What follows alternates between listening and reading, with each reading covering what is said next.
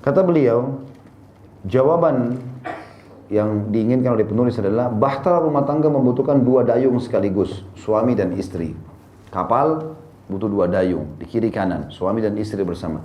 Agar sampai ke daratan dengan penuh aman, cinta dan kasih. Konsekuensinya, laki-laki dan wanita harus senantiasa berpartisipasi dalam kerjasama. Salah satu pihak tidak boleh menuntut untuk selalu menerima selalu tanpa mau memberi. Sebaliknya, ia harus segera memberi dan tidak menunggu apa yang akan diterimanya. Jadi, rumah tangga itu akan sangat enak sekali kalau kita sebagai suami istri itu memang mengejar target pahala di pasangan tanpa menunggu dulu. Apakah dia dulu kasih hadiah baru saya kasih hadiah? Enggak, kita lebih dulu memberikan hadiah. Apakah dia harus senyum dulu baru saya senyum? Tidak, kita senyum duluan. Apakah dia harus melakukan sesuatu untuk kita? Enggak, kita enggak usah tunggu. Kita mendahului melakukan itu. Memberikan hadiah atau apa saja kita dahului. Maka ini semua akan menjadi sebuah motor penggerak rumah tangga yang sangat baik. Seperti sabda Nabi SAW, kalau dua orang muslim terpisah di jalan dengan batu atau pohon, lalu mereka bertemu, maka yang paling baik yang memulai salam. Memulai sesuatu itu positif. Jangan ego. Nanti saya nggak punya harga diri kalau saya duluan. Enggak. Lagi ada cekcok pun, yang paling baik yang lebih dulu mengucapkan salam, yang lebih dulu menegur sapa. Udahlah, kita ada masalah tadi mungkin begini, emosional, kita berhentiin, kita selesaikan. Kalau saya salah minta maaf, kalau kau salah saya sudah maafin. Clearkan. Dan usahakan teman-teman dalam menghadapi permasalahan rumah tangga tidak boleh diinapkan. Jangan diinapkan permasalahan itu. Ada masalah langsung dipecahkan. Dan sekali lagi saya selalu ulangi kalimat ini, dalam rumah tangga teman-teman sekalian, dari awal kita nikah sampai kita meninggal, selama kita masih bersama, maka itu adalah masa proses ta'aruf. Keliru kalau ada yang anggap begitu dia sudah menikah, dia sudah kenal pasangannya. Enggak, dia masih dalam ta'aruf. Jangan heran 10 tahun kemudian masih ada temannya yang kita belum kenal baru kita tahu, atau ada kerabatnya, atau ada mungkin satu makanan favorit yang selama ini dia lupa karena berada di satu wilayah yang jauh, baru dia katakan ini makanan kesukaan saya. Tidak usah kaget, kok saya baru tahu? Karena memang ini masa ta'aruf. Saya membahasakan ke istri saya itu. Kalau kita berjalan pun, sudah kumpul pun, anak-anak pun ada, ini masa ta'aruf. Terus saja. Termasuk masa ta'aruf ya, kalau ada orang transisi dari masa keburukan, pindah kepada pergaulan yang baik. Itu pindahnya ini ta'aruf baru namanya. Karena kita adaptasi baru. Dengan pakaian baru, pola makan baru, pendapatan baru, gitu kan. Tegur sapa yang baru. Mungkin waktu sebelum faham agama agak keras, intonasinya tinggi. Begitu faham agama, jadi lebih tenang, lebih sabar, lebih banyak kalimat romantisnya, dan seterusnya. Ya. Jadi itu masa ta'aruf terus berjalan. Dan usahakan teman-teman kita selalu mendahului pasangan kita. Dan bayangkan kalau suami istri bersaing untuk itu. Siapa yang lebih dulu memberikan yang terbaik. Kan jadi indah rumah tangga itu. Kalau kita kebanyakan tidak, egoisme. Atau kadang-kadang sebaliknya teman-teman, ada orang terlalu egois, ada orang terlalu dingin. Maksud saya di sini terlalu dingin, ini sering digunakan oleh orang-orang Arab di Jazirah Arab, bahasa dikatakan kalau orang itu responnya lamban, menganggap remeh, itu dikatakan orang ini dingin. Ya. Seperti itulah ya. Maka ini harus hilang dari kita teman-teman sekalian. Kita jangan seperti itu. Ada orang subhanallah begitu berumah tangga, sudahlah suami istri ya sudah, nggak perlu badannya wangi, nggak perlu pakai baju yang bersih, nggak perlu dia raih hati pasangannya, udah nggak perlu. Udahlah saya suami begini atau saya istri terima saja. Nah, akhirnya rumah tangganya juga jadi dingin, jadi kayak nggak ada nilai. Padahal rumah tangga itu indah sekali.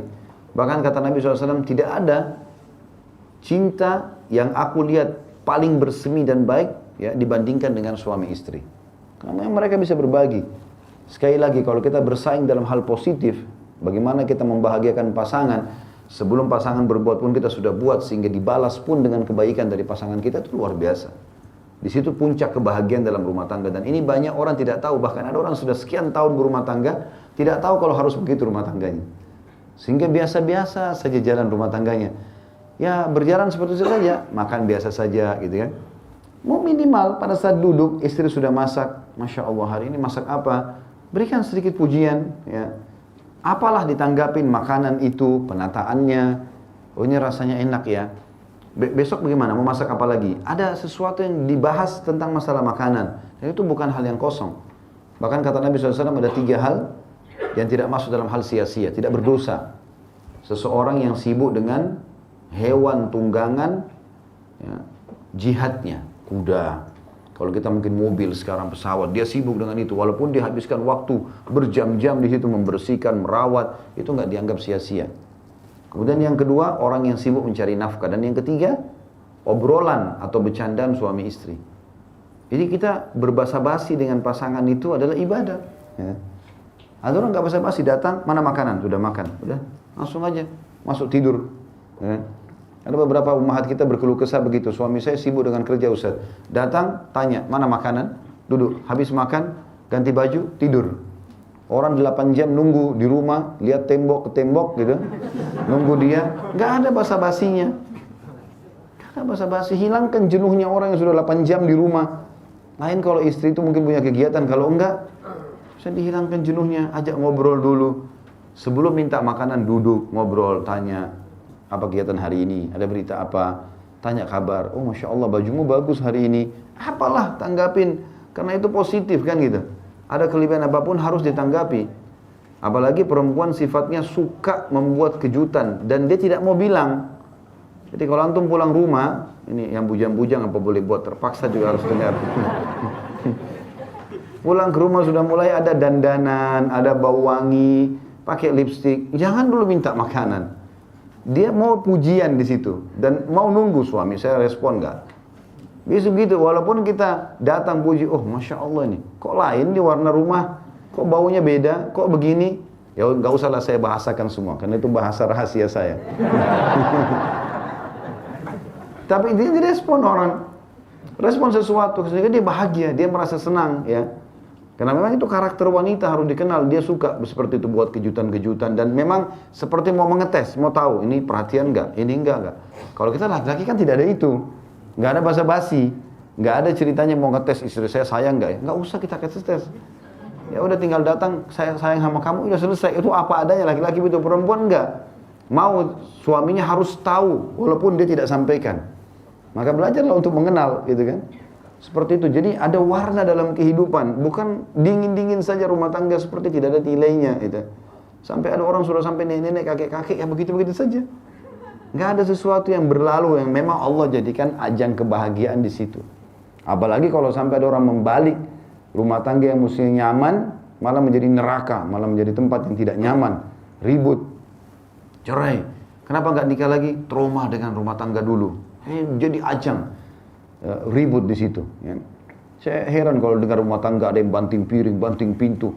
Untuk apa ini? Sekalian pasang ring, beli box. Tonjok-tonjokan aja sudah. Itu kan aneh-aneh ini. Ya. Saya pernah gitu kedatangan kerabat, dia datang, istri datang, sudah memar sana sini. Apa ini? Kenapa ini? Ini saya ditonjok sama dia. Kenapa tonjok? saya tanya suami, kenapa kamu tonjok ini? Dia bikin emosi saya. Apa hubungannya? Masa emosi harus tonjok gitu kan? Bukan itu caranya. Emosi pasti ada sebabnya. Apa sebabnya? Dipicu apa? Ternyata memang mungkin uang nafkah kurang. Sudah dibahasakan berapa kali tidak mau mengerti. Apalah pergaulan yang salah terus kemudian diingatkan oleh istrinya dia nggak mau dengar. Nah, ini memang kesalahan dia. Ngapain harus tonjok orang? Gitu kan? Bahkan teman-teman sekalian kita harus selalu hubungkan diri kita dengan agama. Setiap ada kesalahan kita yang diperingatkan oleh Allah melalui lisan orang lain, bersyukurlah. Kalau misalnya ada aib nih, lalu Allah ingatkan kita melalui lisan orang lain, kita ditegur, kita tahu diri kita salah, terima. Jangan ego. Misalnya ada orang bergaul bebas, lalu diingatkan oleh istrinya atau suaminya, itu peringatan dari Allah melalui dia. Berhentilah, oh ya saya salah, baiklah, saya akan berhenti. Mesti begitu. Ada orang enggak, mana buktinya? Mana? Coba. Begitu datang buktinya malu sendiri. Ini kan maksudnya nggak boleh ya. Kata beliau bahkan, ia berusaha semampu mungkin untuk membahagiakan pihak lainnya dan meringankannya dalam menempuh kepenatan jalan yang panjang.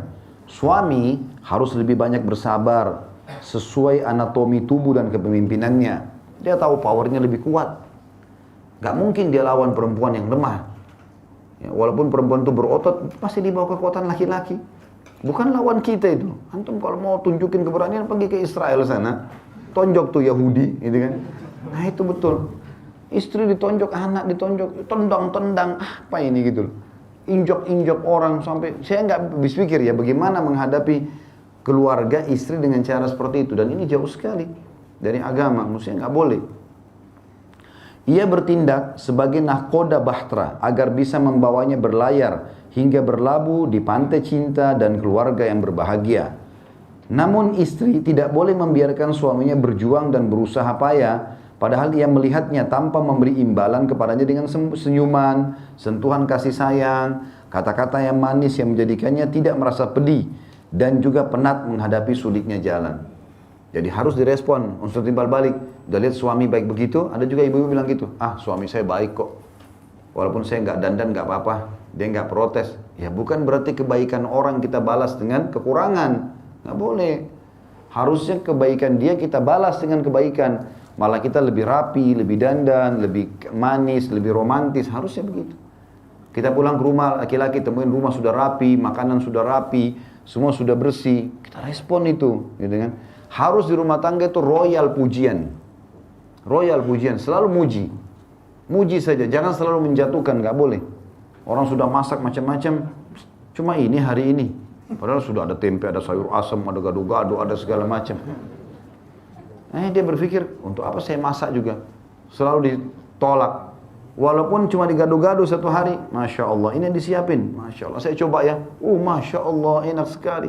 Masya Allah saja. Nggak ada ruginya bilang Masya Allah. Bagus gitu kan, tidak ada masalah. Nanti besok ditambah sama dia. Kalau tidak, kalau ada ditambah telur lebih enak lagi nih, lebih Masya Allah lagi. Gara-gara lupa makanan dihidangkan langsung marah-marah. Kata beliau di sini, ia duduk di depan suaminya di atas ujung bahtera, seperti putri atau ratu yang dibawa oleh pangerannya atau rajanya ke pulau yang jauh dari mata serigala di jalan dan di media massa, baik audio, visual maupun cetak, agar keduanya menjalani kehidupan bersama dengan indah. Saya tidak tahu kenapa banyak orang pada saat bahasa umumnya orang pacaran yang haram, bukan setelah menikah, mereka bisa romantis, mereka bisa berkata-kata, bahkan orang ada pacaran di kuburan lupa kalau itu kuburan, tempat dia akan mati nanti. Lah iya, kan aneh. Ini tempat sebentar lagi dia masuk sama, tapi dia buat zina di situ, haram. Di jembatan, di mana-mana pinggir jalan, sudah lupa kalau ini jalan raya, mobil banyak lewat. Ini kan aneh-aneh ya. Saya pernah lewat begitu pulang dari Kalibata, naik jembatan, waktu restoran saya buka di sana, tapi agak malam, karena jam 11 malam sekian tutup toko restoran. Dari pengajian saya cek keuangan, pas pulang lihat banyak motor-motor di pinggir jalan. Saya pikir orang lihat jalanan. Saya nggak ngerti, saya tanya teman-teman ikhwah di sini, ini apa ini? Pacaran Ustaz. Pinggir jalan, di atas jembatan, tidak ada malunya gitu. Tapi sudah lupa semua. Semuanya berubah jadi seakan-akan dunia cuma milik berdua. Tapi begitu di rumah sama istri, sama suami, beda. Marah-marah, pakaiannya kotor, nggak ada kata-kata lancang. Ini aneh ini. Ya. Yang halal malah tidak dinikmati, yang haram dinikmati. Keliru ini. Ya. Harusnya dilawan. Ini was-was syaitan. Jadi beliau membahasakan bahasa yang baik sekali. Seorang istri harus mengetahui suaminya adalah raja yang sedang membawa dia sebagai ratu ke sebuah pulau, kata beliau, yang jauh dari serigala-serigala media. Jadi suaminya melindungi dia, nggak boleh begini, jangan begini, karena suaminya sayang sama dia, jangan sampai dia terjerumus pada yang salah. Itu yang beliau bahasakan. Sehingga memang keduanya menjalani kehidupan bersama dengan indah. Karena itu suami harus melihat istrinya dalam rupanya yang paling menawan, dalam hal pakaian, tubuh, kata-kata yang manis, lembut dan mesra. Ini bahasa peka sekali teman-teman, tapi saya terapkan dalam rumah tangga saya. Jangan pernah ada bau mulut, bau badan, penampilan yang jelek di depan pasangan. Walaupun sekali, jangan lakukan itu. Jangan teman-teman sekalian. Jangan pakai baju sobek. Jangan pakai baju tua. Jangan. Pakai baju seperti kita sedang mau meraih hati seorang pasangan. Gimana sih? Yang baik teman-teman sekalian. Yang kotor ini jangan. Ini daster dari masih gadis, dibawa sampai sudah rumah tangga, sudah punya anak 3. Kenapa kok pakai itu? Saya suka kainnya. Bukan saatnya suka kainnya. Suami kalau sudah bilang, kenapa kamu pakai itu? Berarti saya tidak suka nih, kamu pakai ini. Tapi nggak mengerti-mengerti juga. Masih dipakai itu terus. Istrinya belikan hadiah baju kaos hitam, pakai. Ini baju kaos ya, oh iya, taruh di mari, nggak pernah disentuh. Mana baju kemarin yang saya belikan? Ada di lemari. Ditanya lagi sampai istri 2 kali, sama. Pakai, disuruh pakai. Kan gitu. Disuruh pakai. Maka hindari ini teman-teman sekalian. Pulang dari kerja, kita lagi keringatan, masuk kamar mandi dulu. Permisi, saya kalau datang rumah saya bilang sama istri saya, walaupun sudah bersih, tetap jaga, saya tetap bilang sama dia, sebentar. Saya masuk kamar mandi. Saya mandi dulu, ganti pakaian, cuci tangan, sikat gigi, baru duduk ngobrol. Kan nyaman, cuma butuh 10 menit, 15 menit waktu. Tapi nyaman kita ngobrolnya, gitu kan. Sudah wudhu, sudah santai, kita duduk ngobrol sama-sama. Dan saatnya pada saat itu semua kepenatan yang lain di luar rumah sudah kita harus buang. Harus bijak dalam masalah seperti ini. Jadi yang kita pecahkan adalah masalah-masalah yang positif saja. Tentu bukan berarti tidak boleh ya.